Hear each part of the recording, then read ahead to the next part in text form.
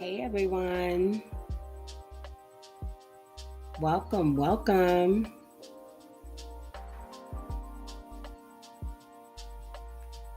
Come on in. I'm giving it some time for some people to join.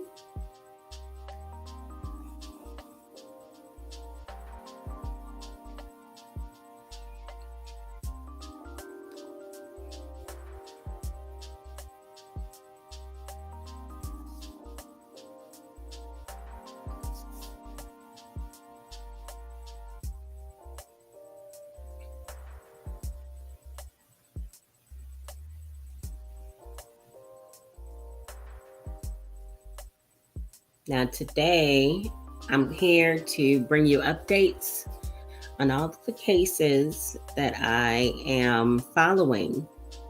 And this particular case right here in front of you on the screen is the one in Idaho that I intend to attend in person.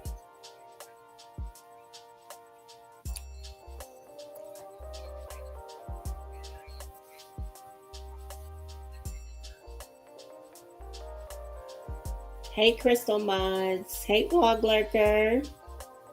Hey, Kaya and Kayla's mom. Hey, Bush Babies. How are you? Welcome. Let's go on ahead and get started.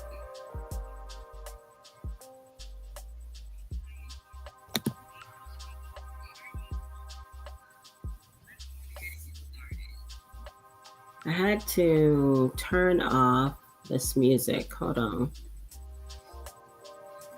Hold on, y'all. I gotta turn off the music.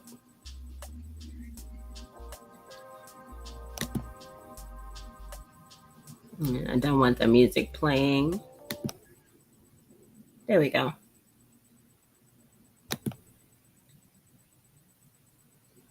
That does it. Okay. All right, let's get this going here with this update on Brian C. Koberger. He is accused of quadruple unaliving in Moscow, Idaho. Okay, let's get into it.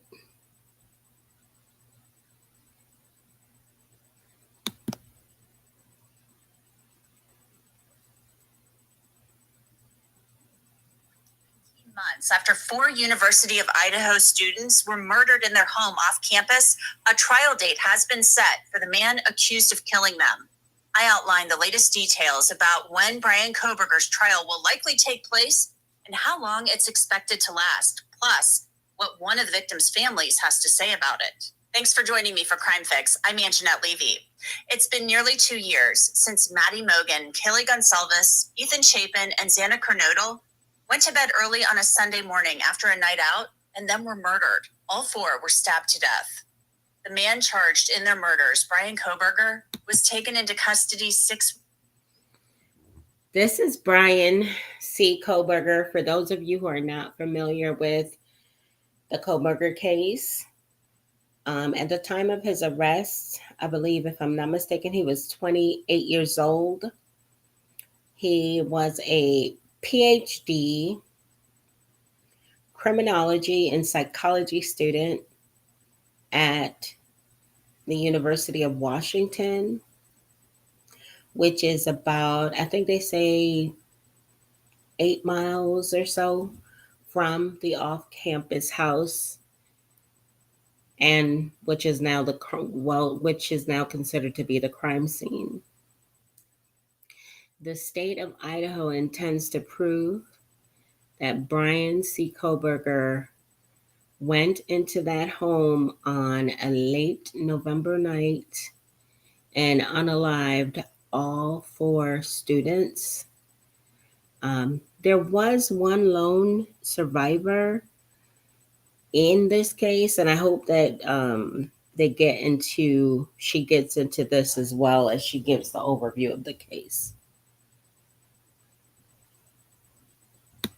Weeks later, the victims' families have been waiting for some significant movement in the case, and now, 19 months later, there really hasn't been any. The defense has been asking for evidence that they believe they're entitled to so they can prepare for trial. Judge John Judge has at times seemed frustrated by the seemingly slow pace of the proceedings. He wants to get the case moving. I think we're about 13 months from the arraignment. And I think at this point, this is my opinion, that we're getting to a point of diminishing returns. But now, all these months later, there is a tentative trial date, June of 2025. We reviewed the court's proposed scheduling order with the attorney team, and we are agreeable. So you guys heard it. They have a tentative. This is not definitive, but they have a tentative trial date, June 2025. That is what they're shooting for. The prosecution is on board with that.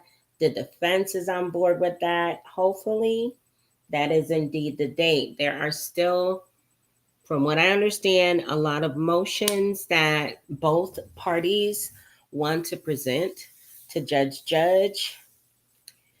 His name is John Judge, so he's Judge Judge. But there are a lot of different motions that they want to present. And also, I think there's a bit of discovery that is still owed to the defense by the state of Idaho.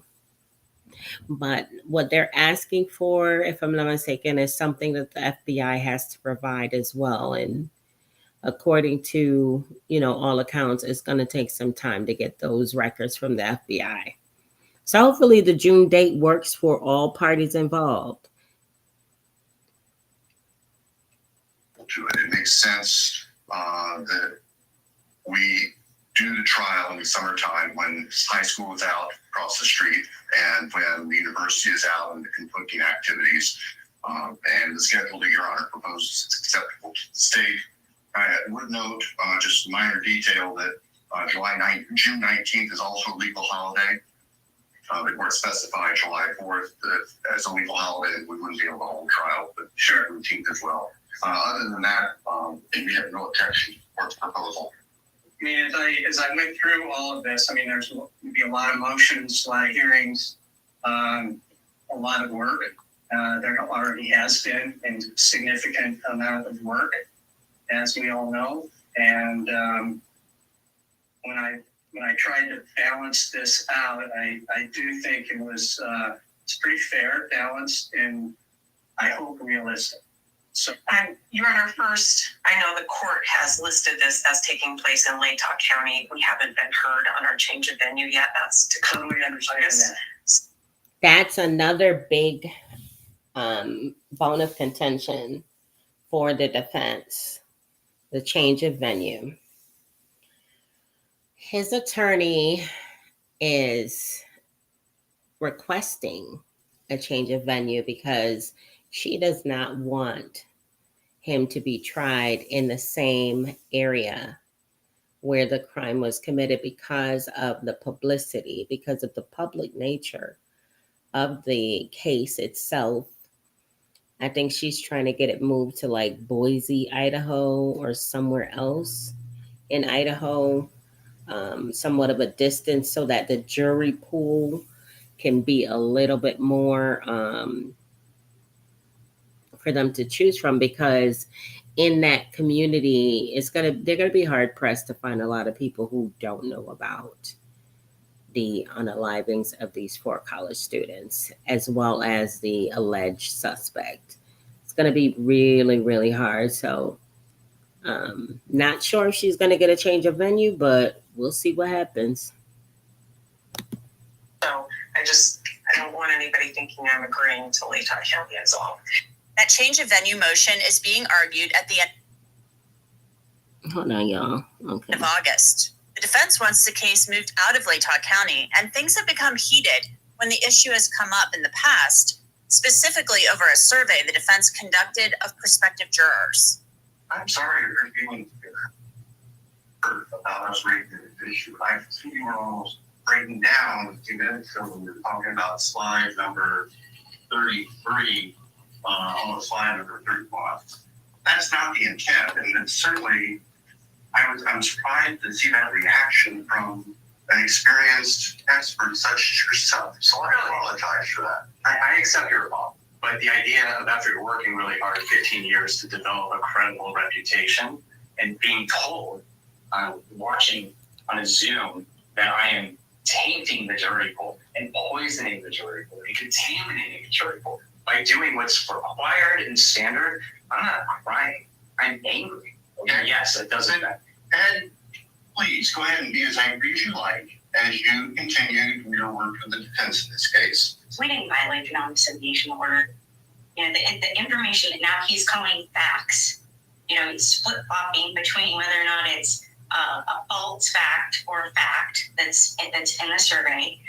The information that was put in the survey is based on the public record and information that the way that the state and state actors put information into the public record that has now been disseminated.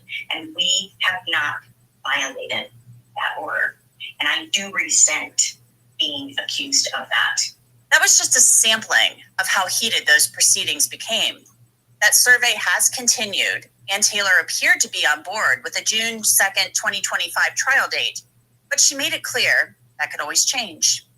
The June of 2025, that's a time frame that we have been working towards. I am hopeful that we can come in there. We're working towards that date. I think it's reasonable to set that date. As the court's aware, mitigation is something that takes a significant amount of time. We've had that underway since the day we took this case. We continue to work that very hard. I spoke with our mitigation expert last night about this date.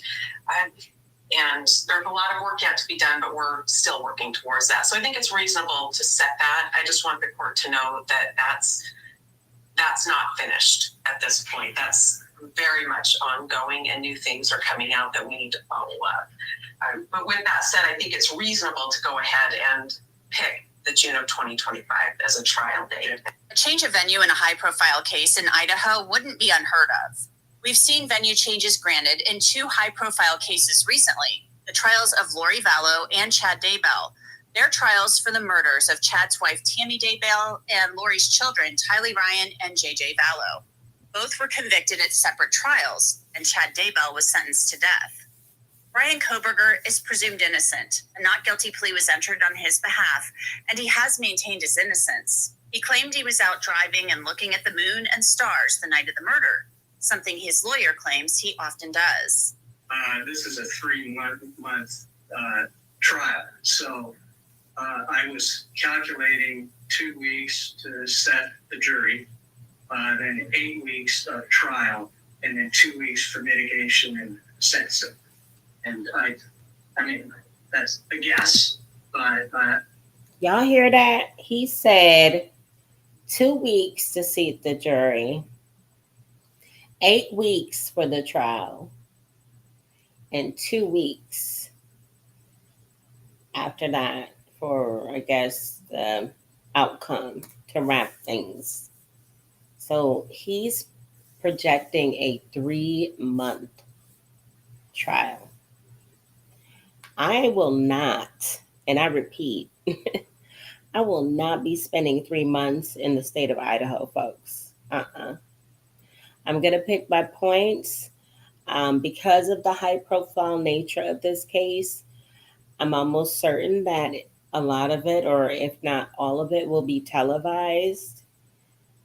But I might try to go for the verdict, like when I know where I'll go when the defense is up to bat.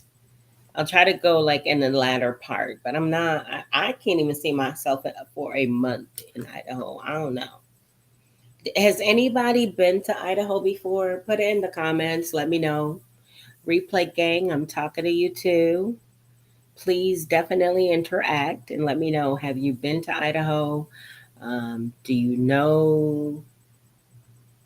Are there any tips, any food places that I should check out? Let me know in the comments, guys.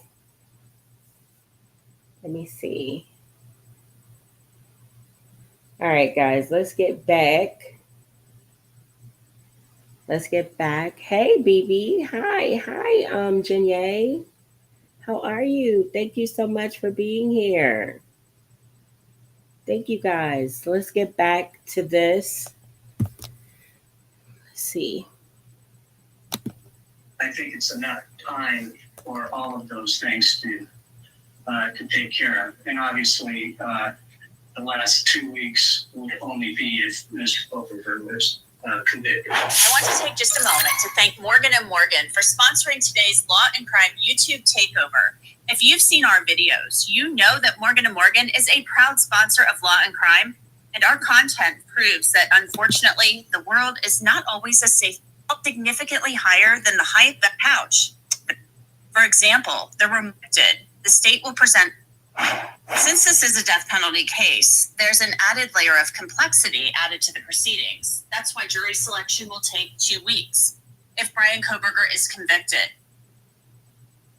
the state will present evidence showing there were aggravating factors that warrant Kohberger being sentenced to death. For example, there were multiple victims and the homicides were especially heinous and cruel. Or young people, some of them sleeping, were stabbed to death. Ann Taylor indicated she may still need more time to complete her mitigation work.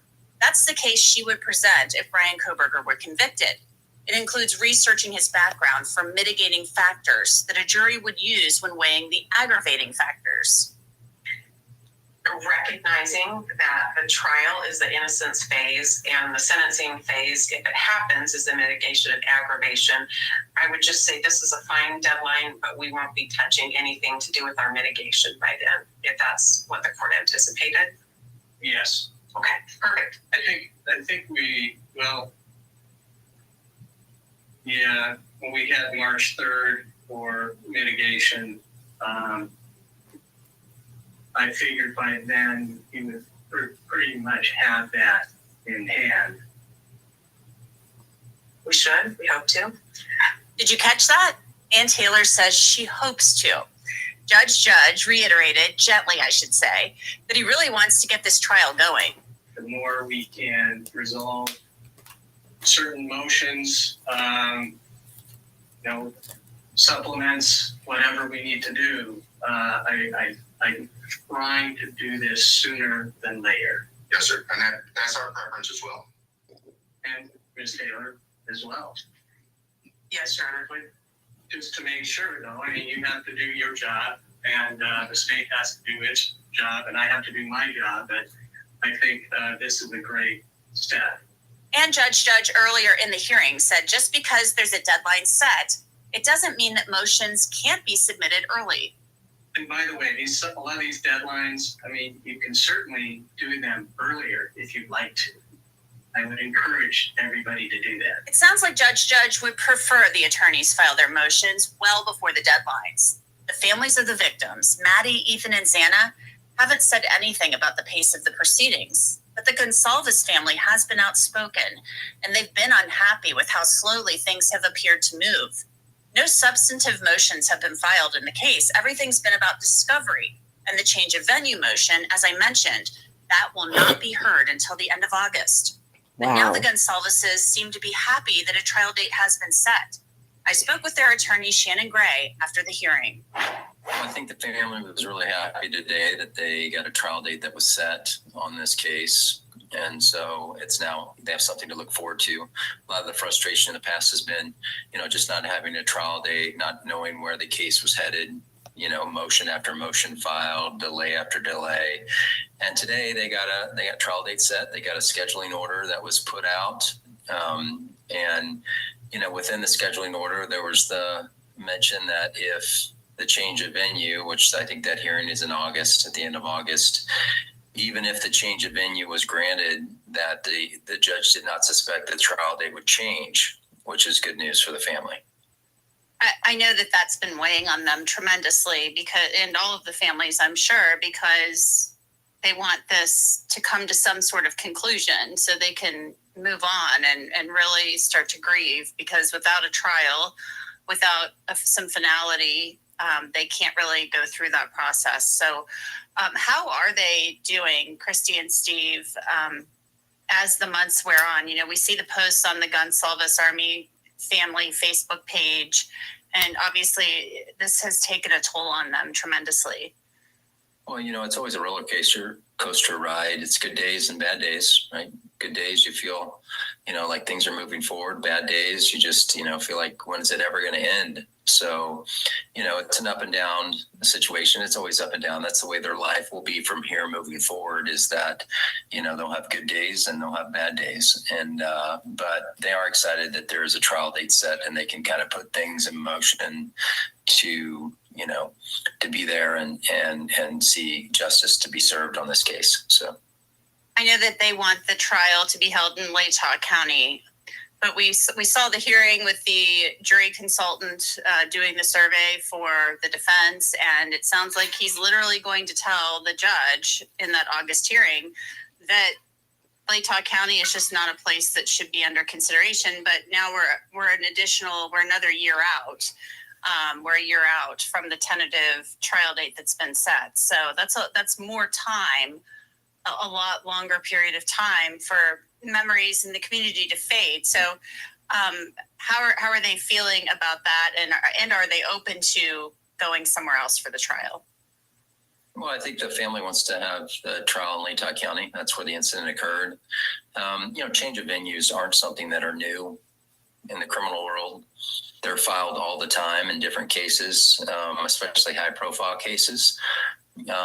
So it's not uncommon for a change of venue. I think it's something that we have, I think anybody could have told you from day one that the defense on this case was going to file a change of venue motion.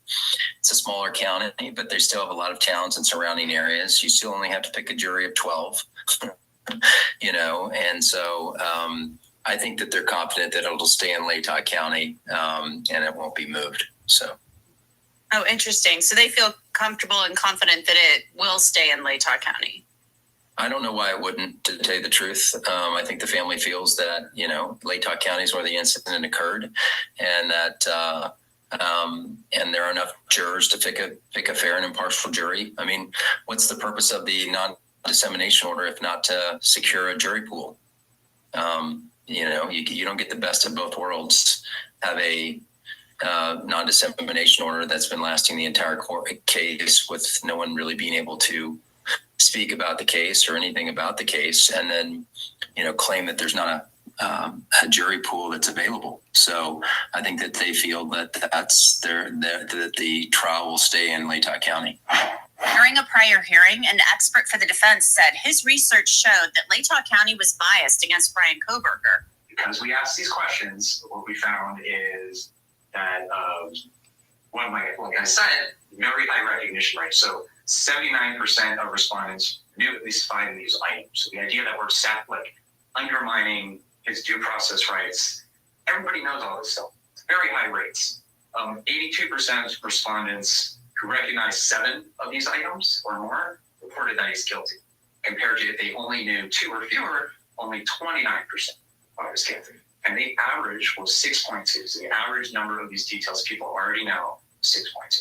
Dr. Brian Edelman is expected to recommend against holding the trial in Latah County. The state, of course, will have an opportunity to cross-examine him on his findings, and that decision will be made by Judge. When you lived in Moscow, did you hear people talking about this case? So, guys, we have a tentative. Hold on, let me switch. I'm sorry, I wanted to switch the screen. And can you guys hear me okay? Let me know. Let me know if you guys can hear me.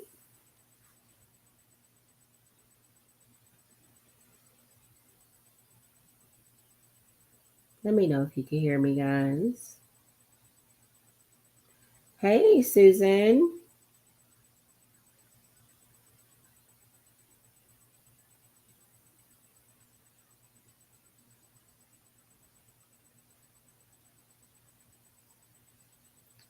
Okay, cool. So we have a tentative date, finally. I think it's a little bit on shaky ground, to be honest with you, simply because Bryan Kohberger's attorney, Ann Taylor, she's a beast. And I think she's going to fight tooth and nail for the change of venue.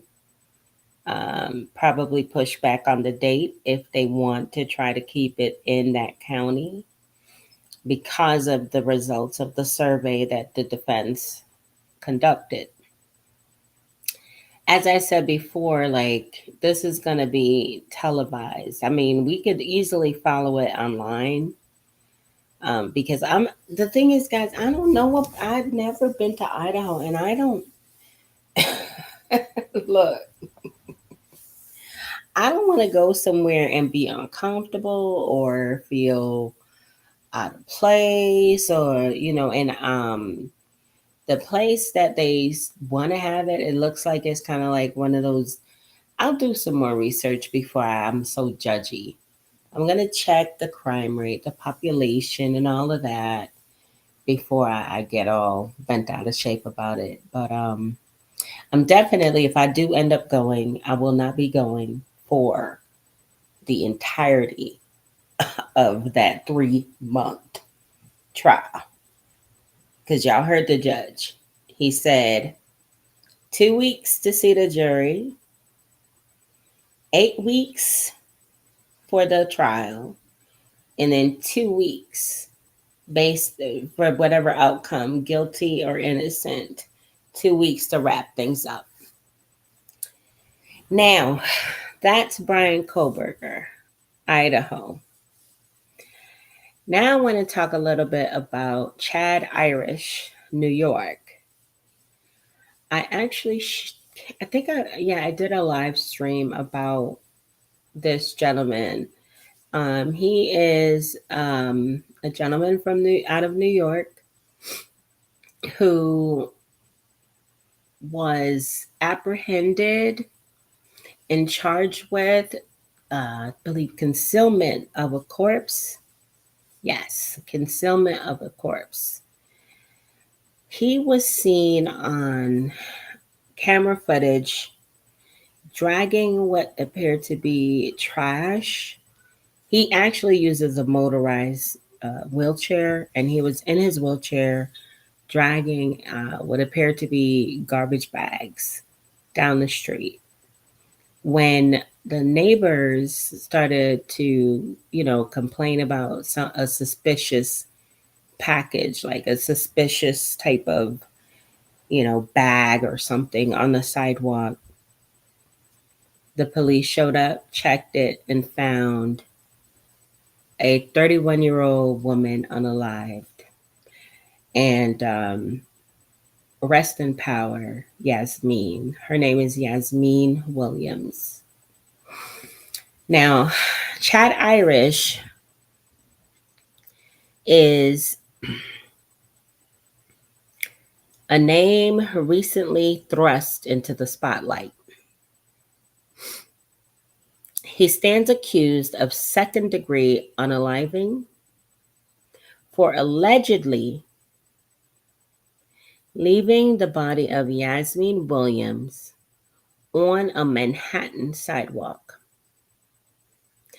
The disturbing act was captured on surveillance footage showing Irish, who uses a motorized wheelchair, dragging a sleeping bag. Oh, it was a sleeping bag containing Williams's remains. This case has prompted a closer look at his background and past. In his early life, Chad Irish was born in April 1969 in New York.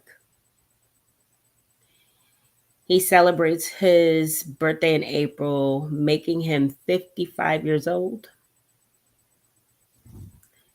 Or he says celebrates. It's celebrated because it's past tense.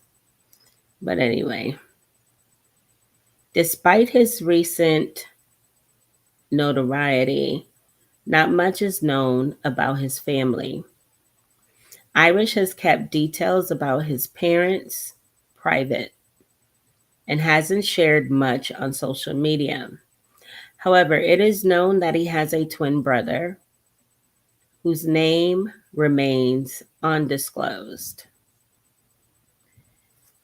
Chad is an African American male, and according to reports, he follows the Christian faith. Irish has a lengthy criminal record with 21 past arrests.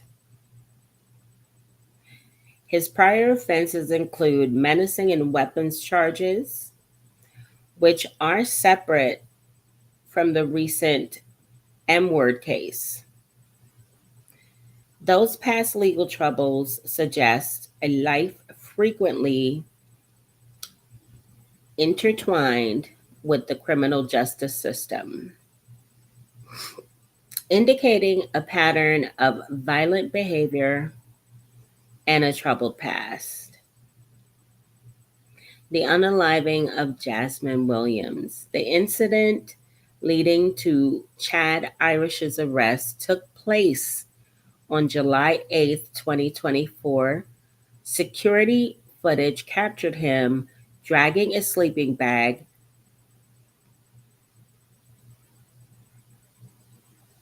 along East 27th Street while using his motorized wheelchair. Inside the bag was the body of 31-year-old Yasmin Williams, who had been pumed in the head. Williams occasionally stayed with Irish. Now, he was 55, she was 31. And it says here that she occasionally stayed with him. I'm wondering what the nature of their relation. I want to know if there was any romantic connection here. Do y'all think there may have been a romantic connection? Although the exact nature of their relationship remains unclear, on July 10th, 2024, 2 days after his arrest, Irish was officially charged with second-degree unaliving, second-degree criminal possession of a weapon, and concealment of a human corpse.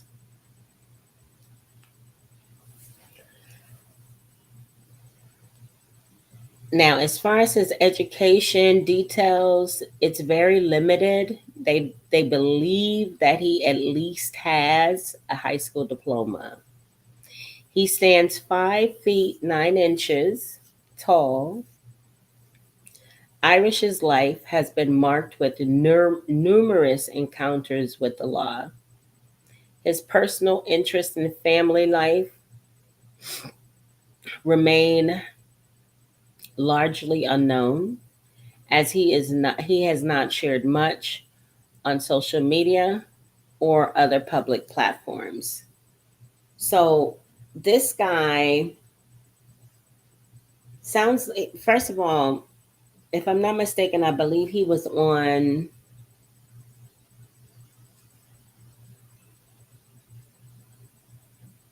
hold on a second. Okay, there we go. It's changed. I don't understand. I thought I changed it. Hold on, y'all. Give me 1 second. I gotta hop out of the chat and come back in. Uno momento, por favor. All right, there we go.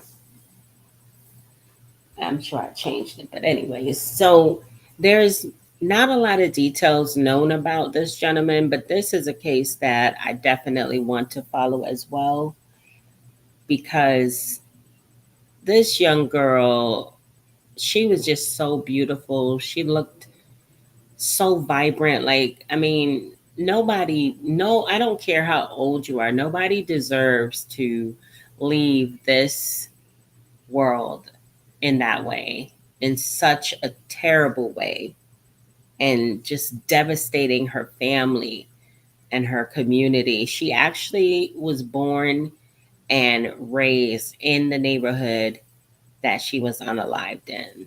So the neighborhood, I think I showed you guys, the neighborhood was mobbing. They were out there mobbing. You hear me?